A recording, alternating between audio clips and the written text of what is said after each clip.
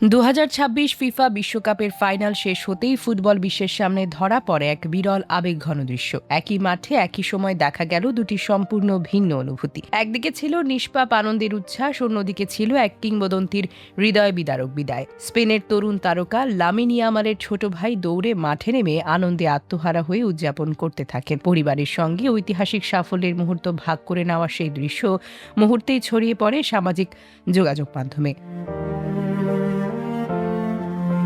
ছোট শিশুর চোখে ছিল শুধুই আনন্দ, গর্ব আর স্বপ্ন পূরণের হাসি। অন্যদিকে মাঠের আরেক প্রান্তে দাঁড়িয়েছিলেন ফুটবল ইতিহাসের অন্যতম সেরা খেলোয়াড় লিওনেল মেসি।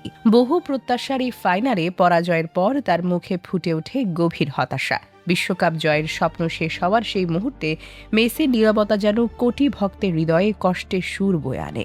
একই মাঠে একদিকে ভবিষ্যতের সূচনা, অন্যদিকে এক স্বর্ণালী অধ্যায়ের সমাপ্তির ইঙ্গিত। এই বৈপারীত্যই ফাইনালকে আরও বেশি আবেগময় করে তোলে। ফুটবল প্রেমীরা বলছেন এটাই খেলাধুলার সবচেয়ে সুন্দর দিক।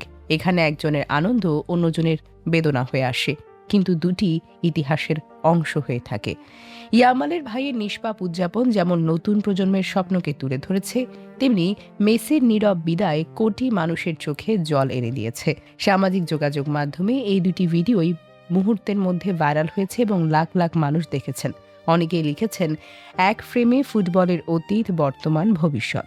2026 বিশ্বকাপের ফাইনাল তাই শুধু একটি ম্যাচ নয়, এটি হয়ে থাকবে আবেগ, ভালোবাসা, স্বপ্ন আর বিদায়ের এক অনন্য গল্প, যেখানে এক শিশুর হাসি আর এক কিংবদন্তের নীরবতা।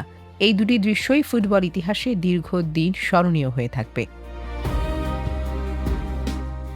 Desk report, recap news.